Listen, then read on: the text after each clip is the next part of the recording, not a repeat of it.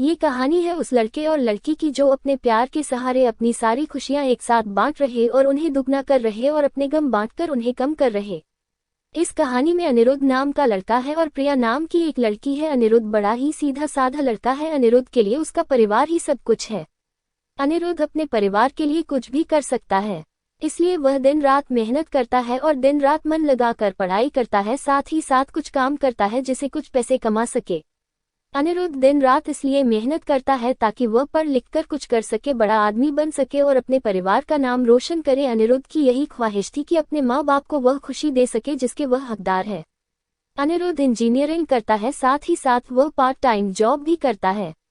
अनिरुद्ध चाहता है कि वह बहुत बड़ा आदमी बने, उसे अपने करियर में सक्सेस मिले, ताकि आगे चलकर उससे उसके परिवार को किसी भी तरह की मुसीबत का सामना न करना पड़े। अनिरुद्ध रोज की तरह अपने ऑफिस जा रहा रहता है। वहां आज उसके ऑफिस में एक प्रिया नाम की लड़की ने न्यू ज्वाइनिंग की होती है। प्रिया को देखते ही अनिरुद्ध को उससे प्यार हो जाता है, पहली नजर वाला प्यार। प्रिया भी अनिरुद्ध की तरह ही सीधी साधी लड़की होती है जिसके लिए उसका परिवार और उसका फ्यूचर ही सब कुछ है। वह अपने माँ बाप का हाथ बटाने के लिए पढ़ाई के साथ साथ पार्ट टाइम जॉब भी करती है। प्रिया लेकिन अनिरुद्ध से थोड़ी सी अलग है। अनिरुद्ध अपने माँ बाप के कहने पर चलता है, जैसा वह कहते हैं वह वैसे ही करता है, लेकिन प्रिया अपने सपनों को जीना चाहती है। वह अपने सपने पूरे करना चाहती है, उसका जो दिल चाहता है वह वही करती है। उसने कभी दुनिया की फिक्र नहीं की, लेकिन उसके परिवार की पुरानी सोच उसके सपनों के आड़े आ गई, इसलिए प्रिया अपने सपने अब तक जी नहीं पा रही थी। पर उसके मन में अभी आशा जगी हुई थी, उसका भगवान में भी काफी विश्वास था। उसे यकीन था कि एक न एक दिन उसके सपने जरूर पूरे होंगे। जब अनिरुद्ध और प्रिया की पहली मुलाकात हुई, अनिरुद्ध उसे अपना दिल दे बैठा। उस दिन से दोनों में दोस्ती हो गई।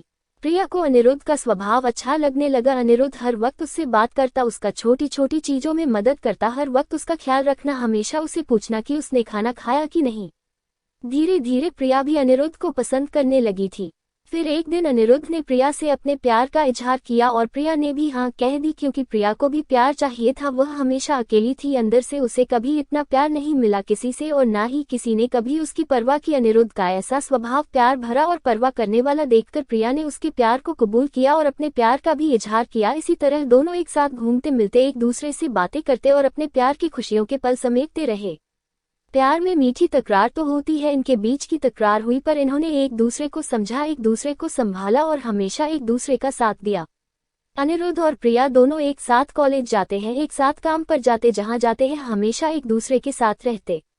इसी तरह खट्टी मीठी यादों के साथ दोनों ने एक साथ 4 साल गुजारे। साथ ही साथ प्रिया इंजीनियर बन गया, जिसकी काफी अच्छी नौकरी है, और प्रिया भी एक राइटर बन गई। साथ ही साथ वह अच्छा गाना भी गाती है। अनिरुद्ध ने उसका सपना भी पूरा करने में मदद की, गाना गाने का और अपनी आवाज को लोगों तक पहुंचाने का।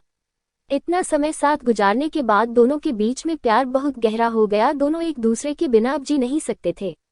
दोनों एक दूसरे के दिल की धड़कन बन चुके थे। दोनों ने सोचा कि वह अब अपने अपने परिवार वालों को उनके रिश्ते के बारे में बताएंगे।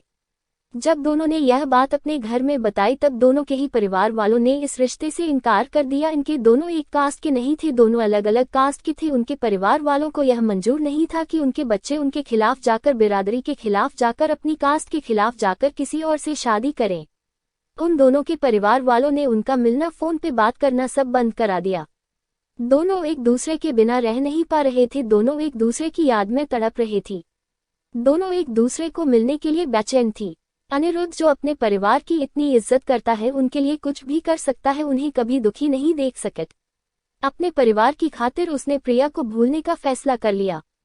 प्रिया को अपने प्यार और भगवान पे पूरा भरोसा था। उससे यकीन था कि वह एक न एक दिन जरूर अनिरुद्ध के साथ होगी।